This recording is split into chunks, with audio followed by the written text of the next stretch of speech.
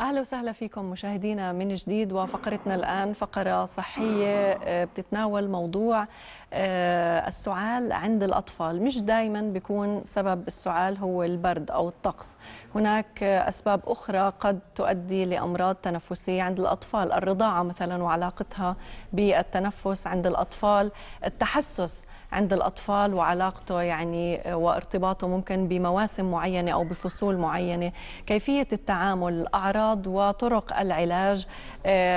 هدول رح يكونوا محاور حديثنا مع مستشار أول طب الأطفال وحديثي الولادة بوزارة الصحة، الدكتور سمير الفاعوري. أهلا وسهلا فيك دكتور، صباح الخير. السعال عند الأطفال زي عند الكبار يمكن. نعم. مش شرط أنه يكون مرتبط بفصل الشتاء أو بالبرد، 100%. ممكن هناك أسباب أخرى. خلينا نتناول أول شيء شو الأسباب اللي ممكن تؤدي للسعال عند الأطفال غير البرد. بداية نعرف السعال هو عملية دفاعية للجسم، هنالك إفرازات تتم في الجهاز التنفسي، الجسم بده يتخلص منها عن طريق السعال، لذلك هي عرض لمرض وليست مرض. إحصائيات منظمة الصحة العالمية للأطفال تحت ال5 سنوات أثبتت أنه في العالم المتقدم والعالم النامي الأطفال يصابون بأمراض تنفسية حادة بين 3 ل4 مرات ل5 مرات بالسنة.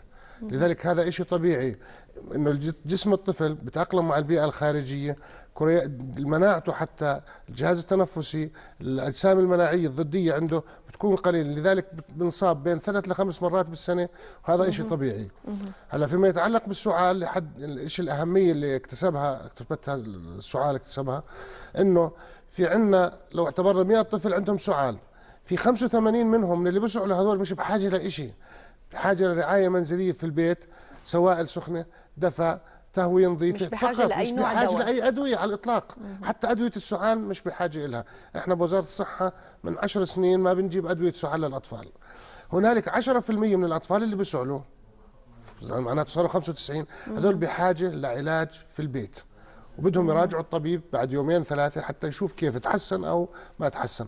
وفي 5% بحاجة لدخول المستشفى.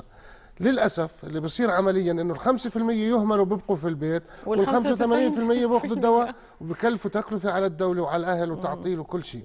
لذلك بدأت منظمة الصحة العالمية بعمل مشروع اسمه الرعاية الصحية المتكاملة عند الأطفال. وبهمنا انه الأم، الحلو فيه انه الأم شريك أو الوالدين، من يقدم الرعاية الصحية هو شريك للطبيب في رعاية الطفل.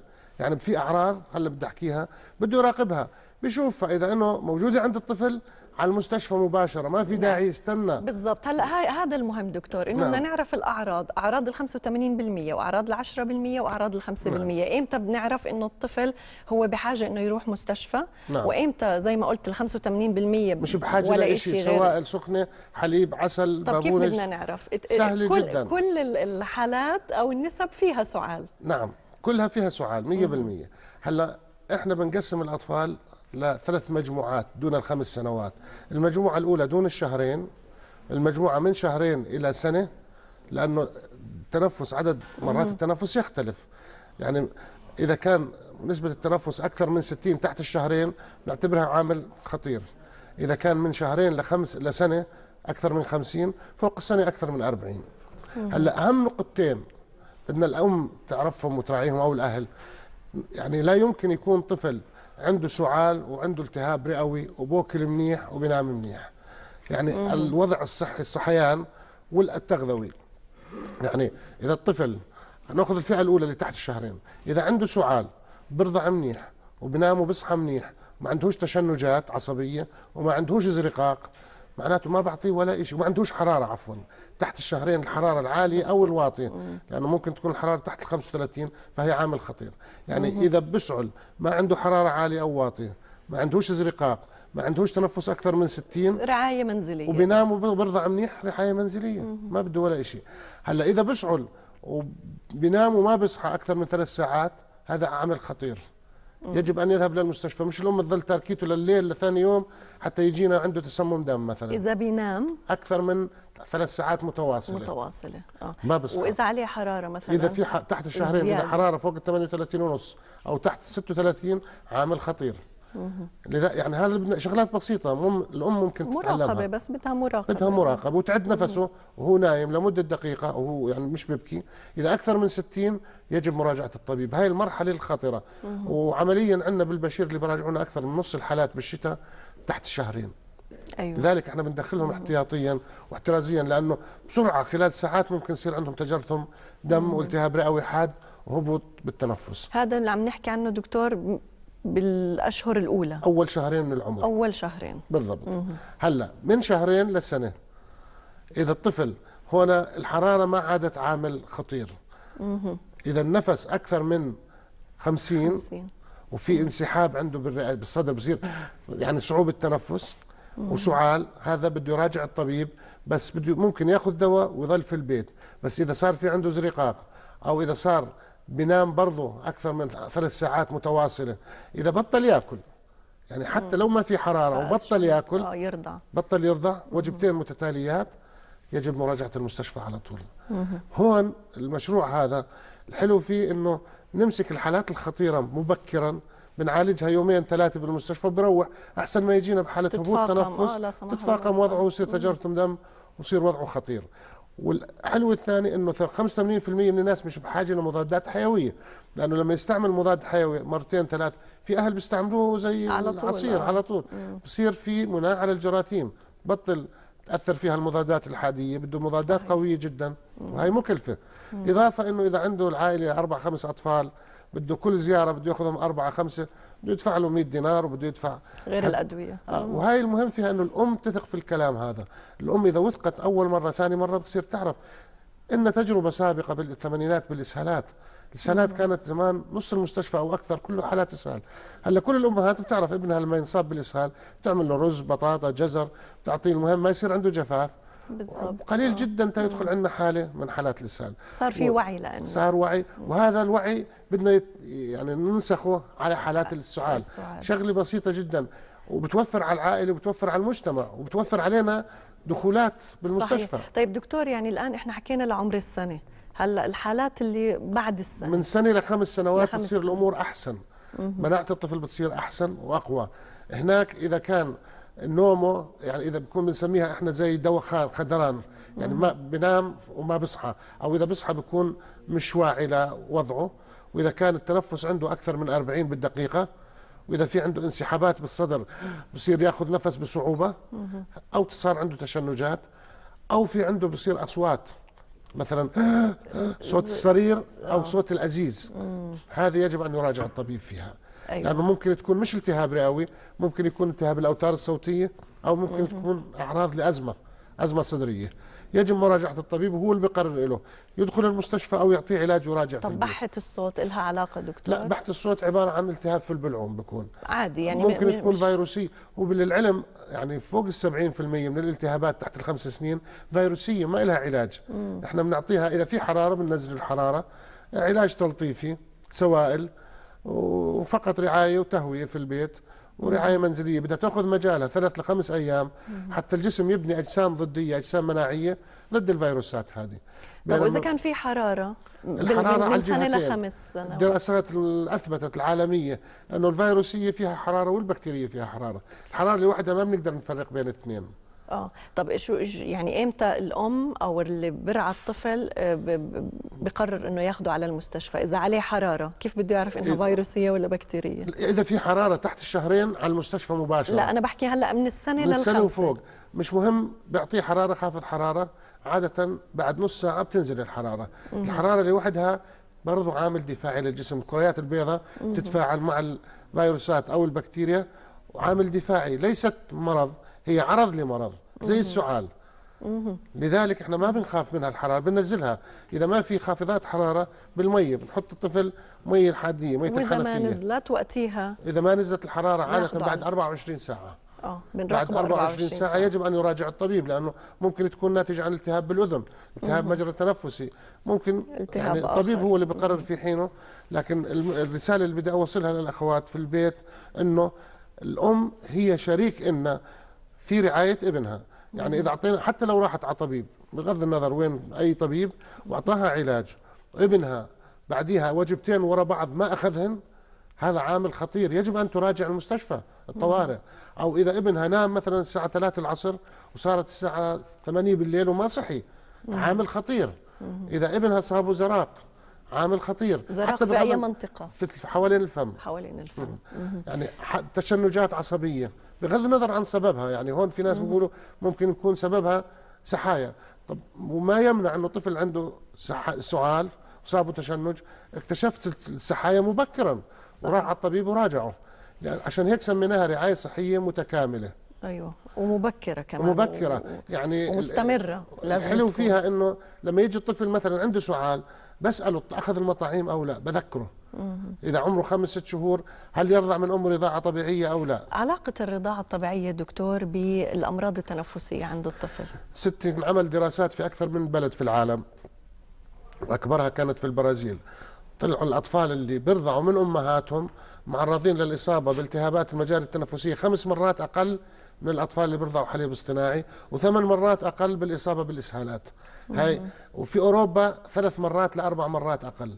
وهذا او طبعا الحليب فوائده معروفه، في IgA اجسام مناعيه، حليب الام طبعا، حليب الام، في كريات بيضاء اجسام مناعيه، حرارته مناسبه، في اشياء كثيره طبعا. لا، ومباشره من المنتج للمستهلك، نفس لا درجة بده الحرارة تصنيع ولا بده مواد وجاهز حافظه في كل وقت.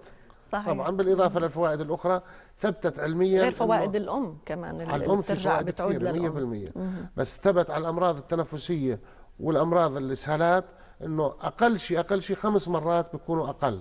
يعني انا بعرف اطفال بيراجعوا عندي صار عمرهم سنه لم يصابوا لا بالتهاب تنفسي ولا التهاب ولا اسهالات لانه بيرضعوا من امهم. بينما اللي بيرضع حليب اصطناعي على الاقل بنصاب 3 مرات 4 مرات. طيب التحسس دكتور، يعني ممكن لا يكون لا فيروس ولا بكتيريا ولا مرض ولا شيء، بس عندهم سعلة حساسية ممكن من نوع زهورات مثلا معين إذا شربوا، من درجة حرارة معينة إذا اختلفت بتحسس، لكنه مش مرض. كيف برضه بدنا نميز التحسس من المرض؟ التحسس بيبدأ عند الأطفال للعلم. غالبية الحساسية بتصير أول 3 شهور من الحليب البقري، من الحليب الاصطناعي. الأطفال اللي كمان ثبت أن عندهم حساسية وأزمة مستقبلا وحساسية جلدية اللي بيرضعوا أول 3 شهور حليب اصطناعي. لذلك يعني بنترجى ونتأمل أنه على الأقل أول 3 شهور يرضعوا حليب من الأم طبيعي. بيمنعوا الحساسية. هاي رقم 1 اللي بنسميها كامل بروتين ألرجي، حساسية بروتين حليب البقري. وهذا تحدث أول 3 شهور. هلا في استعداد وراثي جيني عند بعض عائلات، لما يكون الجد عنده أزمة صدرية والأب والأم بيكون في استعداد عند الطفل. ما في شك أنه الأمراض التنفسية الفيروسية المتكررة، يعني الطفل كل شهرين بتعرض لنزلة صدرية، هذه بتهيج الجهاز التنفسي وبصير عندهم استعداد للإصابة بالأزمة. هلا المؤثرات المهيجات اللي بتصير عند الكبار، العطور والغبار والطفح الشغلات هاي هاي عند الاطفال اقل لانه ما بيتعرضوا للبيئه الخارجيه، ما بيطلعوا برا. هاي بس بعد ال5 سنوات بتصير مؤثره، لكن دون ال5 سنوات بتصير لكن بشكل اقل هي. لكن الدخان رقم 1. الدخان ستي اذا الام او الاب مدخن 30% نسبه حدوث الازمه عند الاطفال. هي احصائيات مش من عندي انا، لانه بتابع منظمه الصحه العالميه. اذا 2 مدخنين صارت 70% النسبه. وما شاء الله في بعض عائلات بتلاقي الدنيا شتاء والجو حلو برا ونظيف وبدخنوا اراجيل في البيت. هذه 70% احتماليه حدوث الازمه، مش شرط بنفس اليوم. يقولوا هاي على المدى البعيد. نعم بالاستمرار بعد التدخين لفتره اطول الاشهر بصير عندنا نسبه 70% اذا الوالدين مدخنين في البيت. العلاج، طرق العلاج للسعال، يعني امتى بنستخدم المضادات الحيويه، امتى ممكن مثلا في حاله التحسس كيف بدنا نتعامل؟ لانه بتكون برضه عمليه السعال مزعجه للطفل. نعم، انا بفضل انه يراجع طبيبه حتى يحدد له نوع العلاج اللي بده ياخذه، هل بده علاج بس فقط للحساسيه او علاج موسع للقصبات؟ لانه احيانا موسعات القصبات في انواع منها على مراحل. في احيانا بس بيعطي بخاخ بسيط، في احيانا بده دخول المستشفى. ممكن طفل ياخذ بخاخ؟ طب في طريقه بيقدر يتعامل لا في طريقه جدا، بنحطيه بكيس بنبخ بالكيس، واذا تنفس 6 7 مرات باخذ الكميه زي الكبار. ممكن نعطيه انهيلر عن طريق جهاز صغير تبخيري بسموها، عن ماسك كمامه. يعني لذلك هاي برضه ممكن تنعمل في البيت. ممكن تنعمل في البيت طبعا، سهله جدا. الدواء بنحط 10 دقائق والام تستعمله.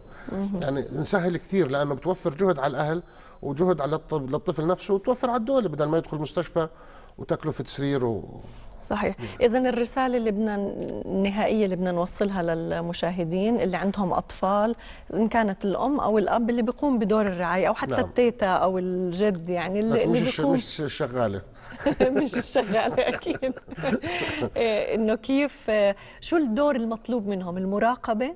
مراقبة الطفل اللي عنده سعال، السعال بحد ذاته ليس مرض، عرض لشيء وليس خطير. بدهم يراقبوا تغذية الطفل ولعبه وصحيانه، يعني الطفل بيلعب ونشيط وحرارته وبسعل وما عندوش حرارة وبوكل. شو بدي أعطيه دواء؟ ليش بدي أعطيه دواء؟ بعطيه سوائل، بعطيه عصير. نركز عندنا الحمد لله العصائر الطبيعية، البرتقال والليمون كله، التفاح والجزر، كله هاي عصائر فيها الفيتامينات اللي بتحمي الجسم، ممتازة جدا. الشاي، الزعتر، البابونج، الميرامية، كلها هذه عندنا برضه متوفرة، وثبت طبيا انها لها دور في معالجة السعال. صحيح. بس قد يعني تسبب تحسس، مثلا اللي عندهم تحسس من انواع معينه من الاعشاب ممكن تزيد السعله، يعني هاي برضه بالمراقبه. نسبة قليله. نعم، نسبة قليله عند الاطفال. عند الكبار اكثر. عند الاطفال انا لاني اذا بشرب زعتر بصير اسعل، اذا حطيتي مع عسل بجوز بيروح. نعم. اذا حطينا معها عسل بتروح، بخف التحسس. نعم. منها. أنا بشكرك دكتور سمير الفاعوري، مستشار أول طب الأطفال وحديثي الولادة بوزارة الصحة، على هاي المعلومات القيمة اللي كمان مرة بنرجع بنركز على الأهل اللي عندهم أطفال وبيقوموا بدور الرعاية. السعال مش مرض، وممكن يكون عرض لشيء آخر، بس بالضبط. اللي مطلوب منا المراقبة. 80% 85% بحاجة لعلاج، أوفر لجيبتهم، مش بحاجة لعلاج. بس يجربوها مرة ويشوفوا كيف للمستقبل رح ينبسطوا. شكرا، احنا انبسطنا بوجودك والله اليوم معنا يا دكتور. اهلا وسهلا فيك. تسلموا، كل عام وانتم بخير. وانت بخير. ومكملين معكم مشاهدينا، خليكم معنا.